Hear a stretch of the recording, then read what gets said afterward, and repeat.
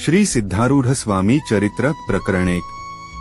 त्याची गोष्ट श्रीमद ब्रह्मविचार साधक अशा या भरतभूमी नावाच्या स्त्रियेला शिरोभूषणाप्रमाणे शोभणारे या बिदुरकोटी नावाच्या ग्रामात शिवचरणकमली लीन असा गुरु शांतप्पा नावाचा महात्मा राहत होता। त्याची देवमल्लम्मा नावाची पतिव्रताग्रेसर सूर्यासारखी तेजस्वी व चंद्राला जशी रोहिणी तशी पत्नी होती। ही नवरा बायको शिवध्यान तत्पर राहून अतिथी अभ्यागत यांचा परामर्श घेऊन श्री नंदिकेश्वराची पूजा करीत आनंदाने कालक्रमणा करीत होती।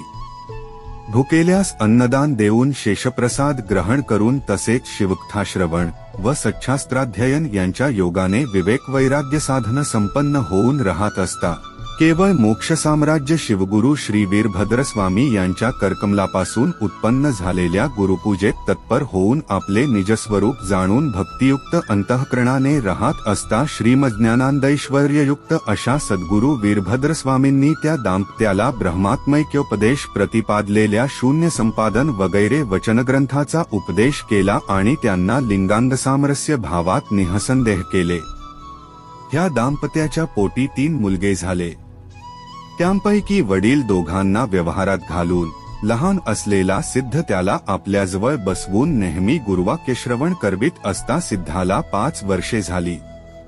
एके दिवशी कुडलसंगम नावाच्या देवाच्या वचनशास्त्रात लिंगैक्य विचार निघाला असता बालक असा सिद्ध म्हणाला की मी लिंगैक्य व्हावे म्हणून मनात निर्धार करून सर्व ठिकाणी संभाव ठेवून राहतो।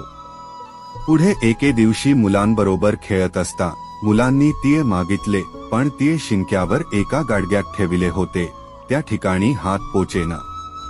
म्हणून एका काठीने त्या गाडग्यास खाली भोक पाडून त्या भोकातून तीळ गळू लागल्यावर खाली धोतर धरिले व त्यातील तीळ जमलेल्या सर्व मुलांस दिले, तरी धोत्रात तीळ होतेच।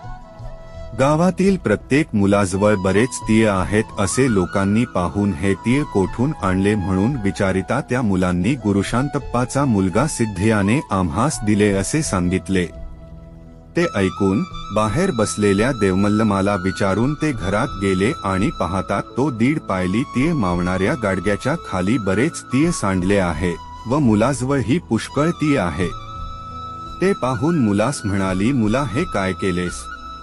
तेव्हा तो म्हणाला, मी काय केले देवल्लमा, तुझेच पायाचा हा प्रसाद। आईला आश्चर्य वाटून ती मनात म्हणाली, हा कोणीतरी अवतारिक पुरुष आहे किंवा प्रत्यक्ष देवांश आहे, आपण धन्य आहोत। नंतर ती एके दिवशी सिद्धाला शाळेस जा असे म्हणू लागली, तेव्हा तो म्हणाला, आत बाहेर चोहोकडे शिवध्यानरूपी शाळा असल्यावर आणखी कोणत्या शाळेस जाव्याचे? अजून कोणत्या शाळेस जावे म्हणतेस?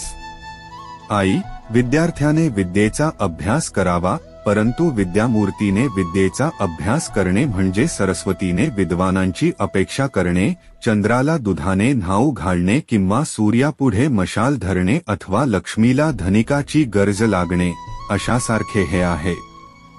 हे त्याचे बोलणे ऐकून देवमल्लमा आपल्या मनात म्हणाली की ह्या माझ्या मुलाची ही वाक्ये कल्पित नसून मंत्रवाक्येच आहेत। असा मुलगा माझ्या पोटी झाल्यामुळे माझा गर्भ सफल झाला व मी धन्य झाले। जनास नमण्या जरी कथितसे गुरुसिद्ध हा, तरी मनी भावना पूजक पूज्य पूजा पहा। तथापि गुरु शिष्य ही सतरीती चालाव्या। प्रणाम करीतो पहा परम सच्चिदात्मा तया।